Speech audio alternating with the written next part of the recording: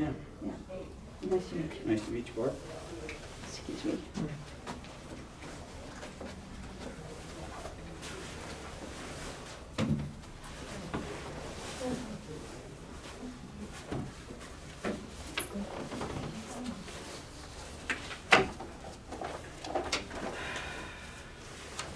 And as far as the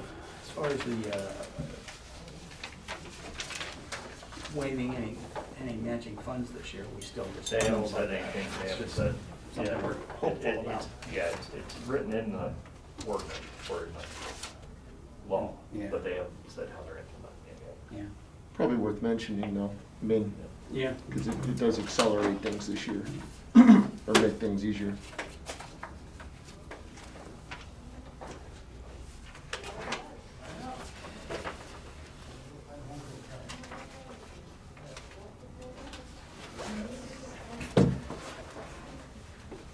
Just in passing, just so you know. This work was probably done 3 years ago. These other charges are even earlier than that.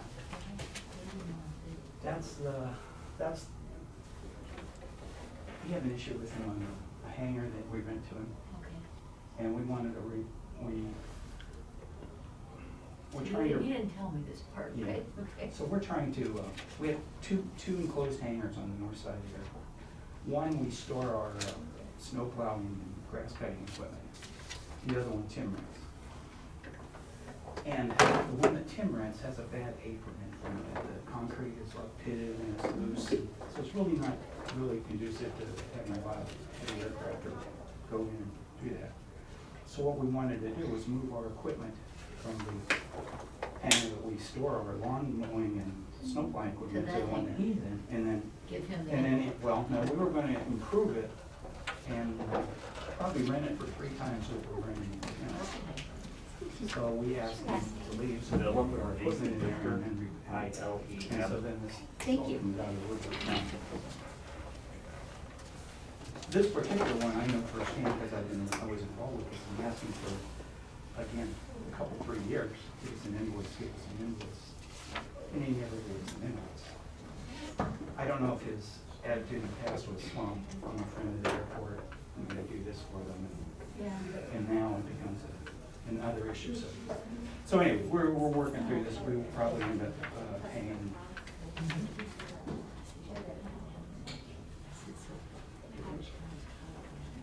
I didn't know if these were in with what you gave us for bids. Yeah, I did include this. Uh-oh. We should- we'll have- All right, we gotta exit here. Some people. We have one person that made reservations to be at this meeting specifically. We could only have 10 people in the room, so the 4 of us, there's 1, 2, 3 people from the board, the airport board. 7, so 7. And all but 3 people have to leave in the audience. Bruce, You could Brian? look at these things. Let me ask you, Tony, is this not a public Laurie, meeting? It is a public meeting, we can only, because you don't have big enough room. And you're supposed to Let me- make a let me facility or a explain larger, Yeah, that- move everybody to Yep. a larger facility. Very good, cool. We don't have it yet. Yeah, if you could just step out. 4, 5, 6, 7. no, what he's saying is that if you exclude anybody, member of the public from the meeting, then you're closing the meeting, which is a violation. Everything's a violation, and I understand that. We don't have a big enough facility yet, so we have to go by regulations. Then you have to If adjourn. it You helps, can't these guys conduct can, or I'm with them, but they know I don't have to participate. I'm Okay, easy if to- you would, we appreciate Yeah, your. not a problem. That's fine. Thank you. Thanks, Mark. Okay. We're good now, or what?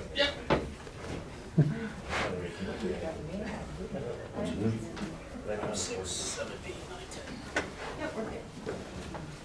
Convene? Yes, we'll go ahead and reconvene. Back to the board of commissioners. I agree. Takes me an expert. Morning, gentlemen. Morning.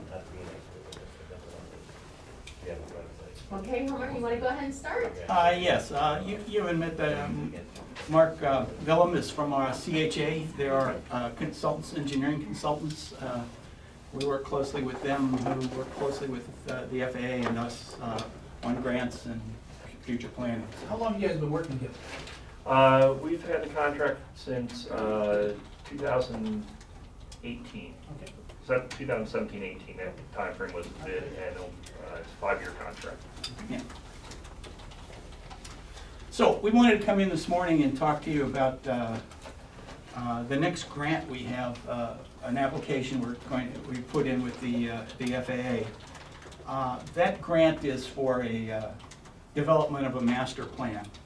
Periodically, the airport produces a master plan in conjunction with requests and requirements of the FAA. It's in a nutshell, it's sort of a recap of the assets and conditions that are at the airport, opportunities for growth and improvement, and necessities for improvement. And we go through that, and it's basically the underpinning to say whether future grants are justified or not. You know, it's and it's got a lot of details in it. I've asked Mark to come here because he prepared this paper on the scope of the what the master plan will include, and submitted that to the FAA. So I need to say a couple other things though too peripherally. One of the other, well, there's several reasons we probably should be here.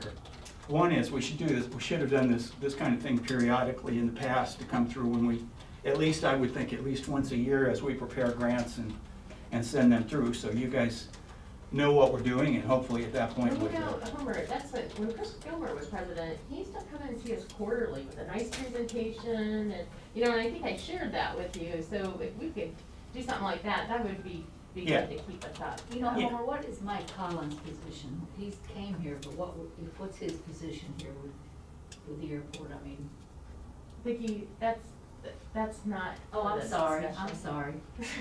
Mike Is Collins Mark works for the Atwood- engineer. Who is? Mark Atwood is out in the, I know, but what is his he's a position? board member. He's the vice president of the board. Okay.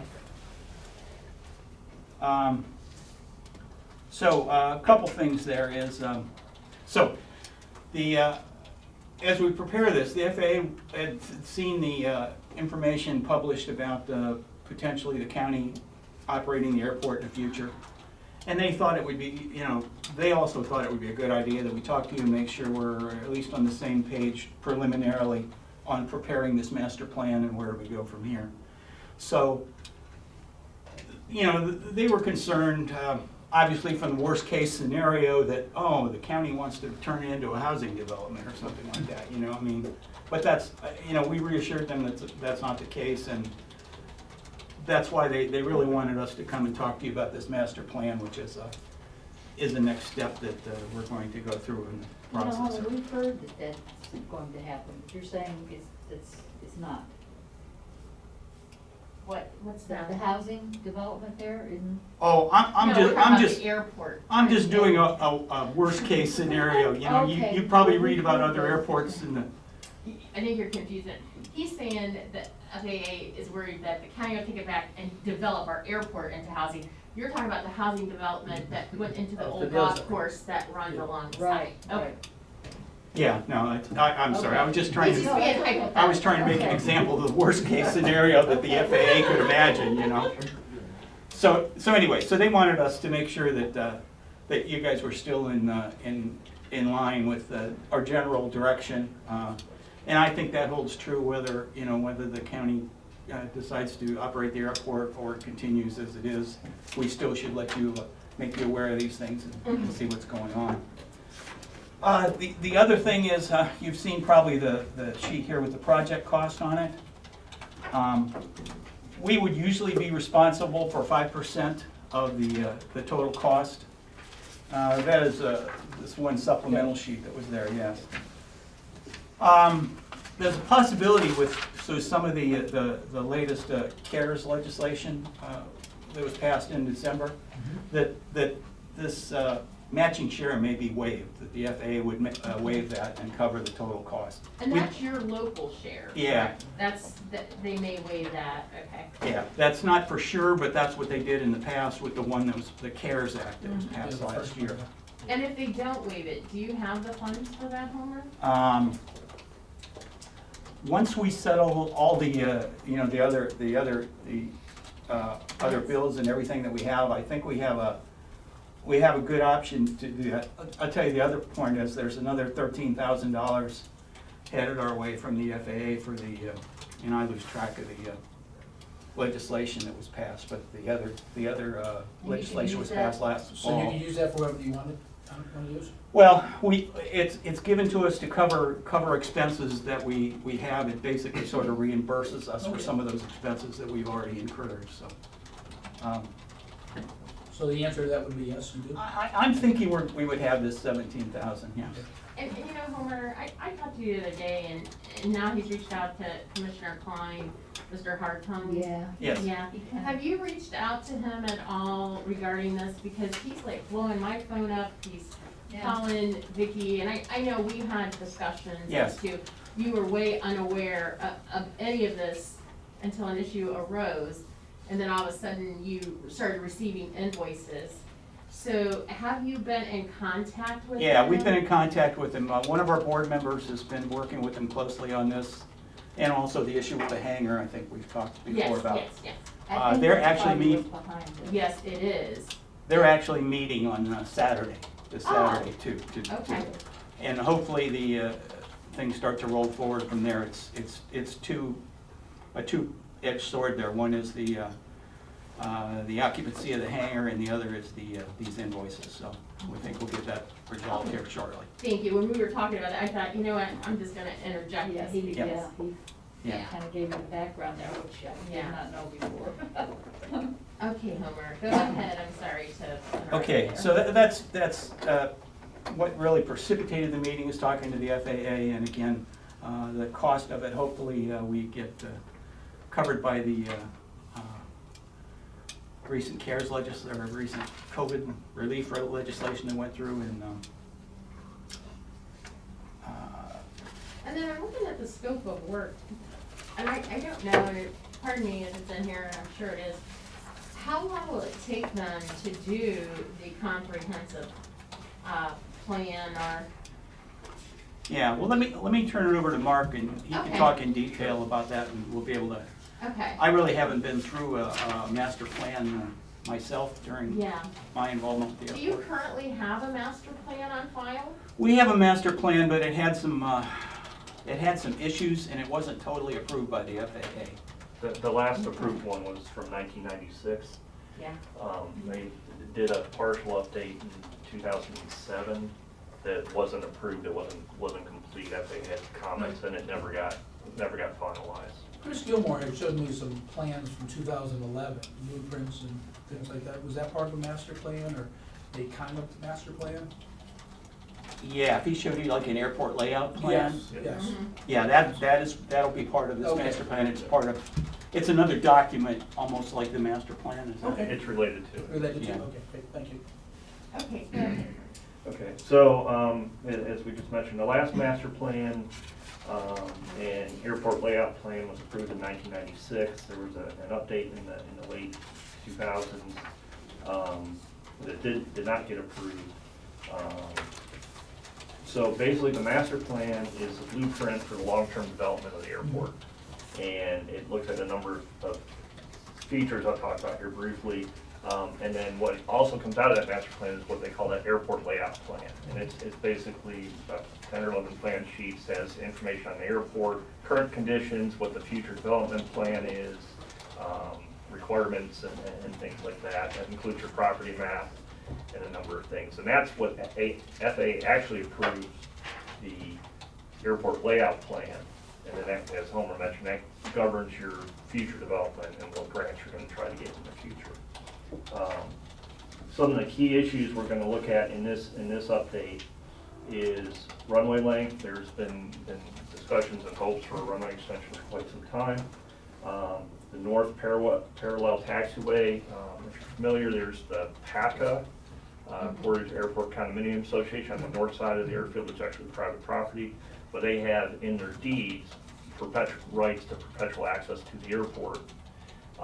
They have to comply with the airport rules and all that, but we've been working on the existing taxiway that goes to that area is in disrepair, and it is not compliant with current standards.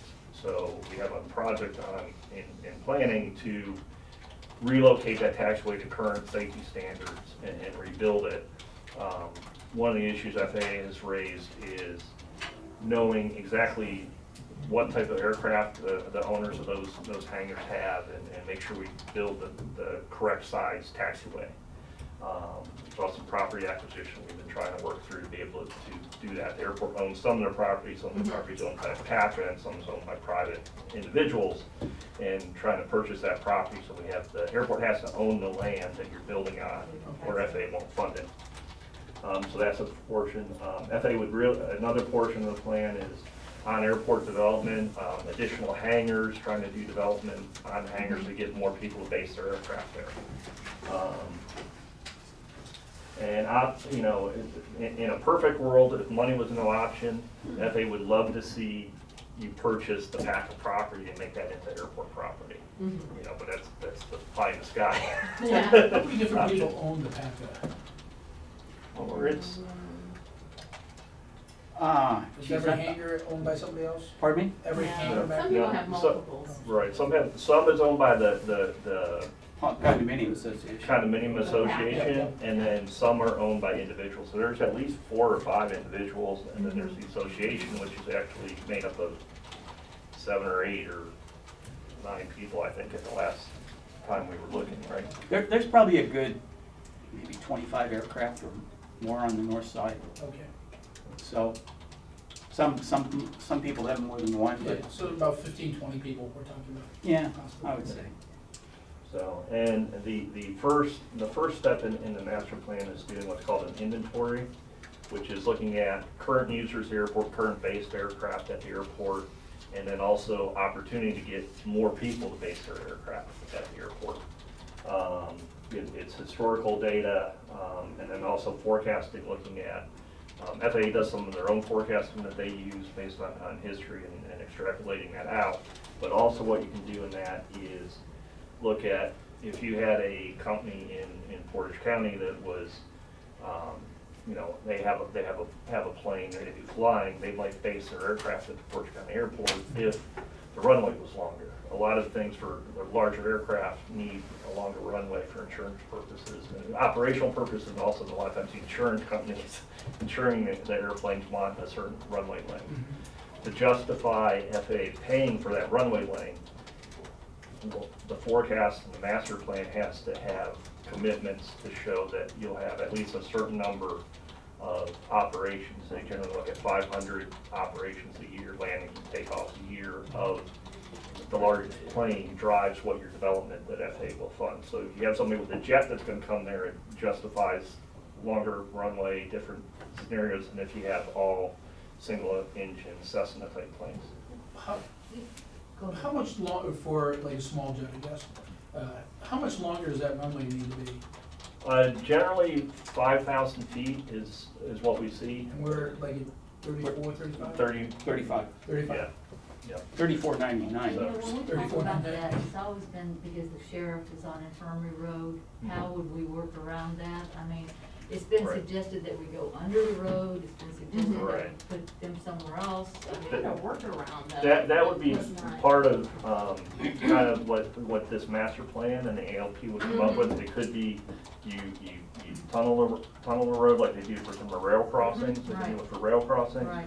Or you can relocate the roads. That would be something that would be looked at in this master I planning think they found a document. way they could relocate the road. Yeah, For the sheriff. And yes. Yeah. They But- could still have an emergency route that came on. But I know you've got limited time, so our Yeah. intent this morning was maybe not to get into the details. Details, of what- okay, what- keep yeah, going. what the- but, No, yeah. no, good question. You got all these But great all that- questions. Yeah, Yeah, all that yeah. type of stuff is what this plan is to do to try to look at, because it's a 10, 20-year plan that we're Okay, developing. good. So it's a long-term, it's got near-term components, and it's got long-term components to it. So, because you And- don't and- do these very often. And Mark, one thing too, Yeah. just before you get further. This whole process of developing their master plan will take how long? It's 12 to 18 months. We can do our part quicker, and what really drives the length is FAA's review period. Okay.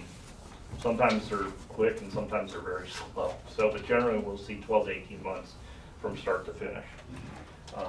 One of the other key things in this is there is a public involvement program or a component to it. There'll be a technical advisory committee, which will be airport board members, airport users, commissioner's office, other municipality representatives, the public. So there'll be like an advisory committee that will be met with more regularly through the process to get their input and feedback. And then there will also be general public meetings where anybody in the public can come and give an update on what the process is and be able to comment on it. So there's a strong public involvement process component to it, which adds to the time, because you have to notice that and have the meetings and periods for comments and that. So, but again, generally 12 to 18 months is the time frame. So, so really this project is to set the direction of the airport for generally the next 10 years and looking to get longer out there. Obviously things change, so it can't be an indefinite plan, but it's to set your plan for the next 5 to 10 years with near-term and long-term projects. And there was a funding question earlier. Normal grants are funded 90% FAA money, 10% local. The state of Ohio traditionally funds 5 of that 10%. So that's why we normally show a breakdown of 90% FAA, 5% airport, 5% Ohio Department of Transportation. As Homer mentioned, there is in the latest legislation, it's written in there for FAA to be able to fund the grants this year at 100%. We've not seen any of their guidance documents on that, how they're going to do that this year. But I do know for 2020, with the original CARES Act, grants issued in 2020 were funded 100%. If we had only known, huh? Yeah. So, yeah, we had a couple airports that had large grants in 2019 Yeah. that they accelerated their projects that they asked them to, and if they hadn't accelerated, they wouldn't save money. So you can never predict. Yeah. And you know what, Mark, I think this master plan is not only well needed, but I mean, it will help for the future of the airport in the direction, you know, that is decided on the airport, so. And so, when would you get started on this? The grant application is, final grant, we have a draft application and now final applications are due in May, early May. And then FAA, depending when they issue the grant, sometimes they always say they're gonna issue them quick. So earliest we would say June, latest would be September, because they gotta issue it before the fiscal year ends. So we would start as soon as the grant's issued. So definitely this year would be, sometime this year we would start, and hope to finish sometime next year. Very good. All right, did you have anything else, Homer, then? No, it sounds like we're in agreement that we should proceed with this master plan at least, and we'll be back in touch again in the future as things develop with this master plan. Okay, okay, Thank you so much. All right, thanks. Good to see you again, Mark. Thank you. Bye, Mark. Bye, Homer. Thank you for coming in. Well, thank you for seeing us. Homer, can you follow up with us regarding I'm that sorry? invoice after your meeting on Saturday? I'm sorry, Mr. The First. invoice. The invoice Yeah. after your meeting on Saturday, can you follow up with us? Oh, And yes. let us know how that goes. Sure will. Will I'm do. sure you'll be contacting us. Yeah, All right. and I All just texted him that I heard that you were meeting on Saturday, so. All right, thank you. No, this is my card. We've never officially met and get a Right. chance to get a hold of you and. Great. All right, thank you. Tony Thank wanted you. to do the same. Mark Atwood wanted to meet you formally. Card. Love to talk with you guys. Fantastic. Take care. I got the rest of the story.